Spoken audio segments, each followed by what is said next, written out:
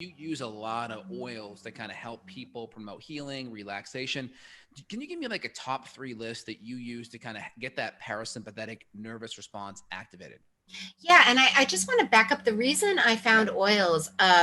My now ex-husband attempted suicide and had to be hospitalized. And once I knew he was safe and it wasn't my job to keep him alive, I hit rock bottom. The kids Mm, were 5 and 7 at the time, so it wasn't super convenient to sleep all day.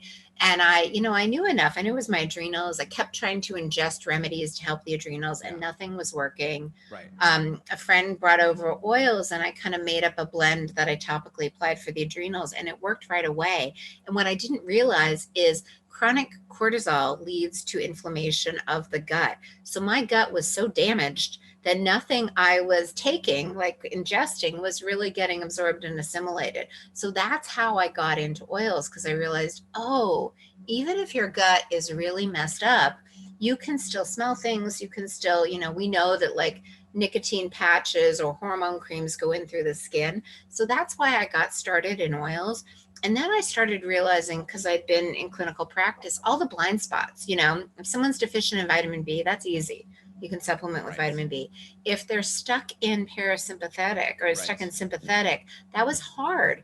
And a lot of the remedies that, you can teach people to breathe or meditate, people, that's hard. It's not like an instant skill. You can say, splash your face with freezing water, which causes the blood flow to come to warm it up.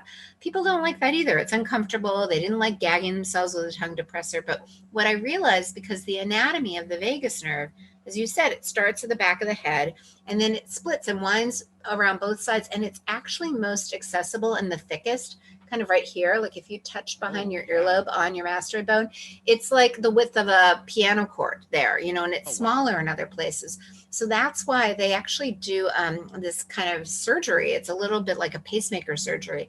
And they implant an electrical device here and then a battery down below. It's pretty invasive. Yeah. But you can use oils. Oils are super stimulatory, like clove, which has a million other benefits. Yeah. And then lime has really small molecules. It's kind of like, when you combine colors, you can take blue and red, put them together, and you get purple, which is different. Then you can add white and make it lavender. You can Right. combine oils and it kind of draws the best from both of them. That's a So I great created analogy. this blend, parasympathetic, that's clove and lime.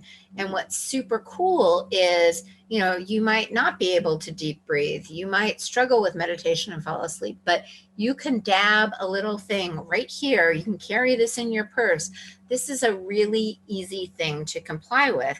And then you feel better. You're like, okay, I'm not constipated. Okay, I don't feel bloated.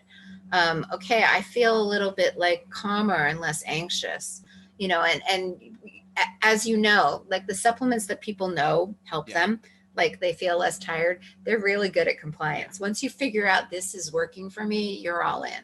And it's a good replacement because some people they're already used to like reaching for a medication. Well, let's try something a little bit more natural that's going to have a good benefit. It's not going to have the side effects, and it's at least a good step to other healthy things. I imagine Yes. once you're doing oils, you're probably now thinking about the food you're eating and other healthier Yes. habits too. So it kind of creates an awareness, I imagine, as well. Yeah, and definitely that cascade. Yeah.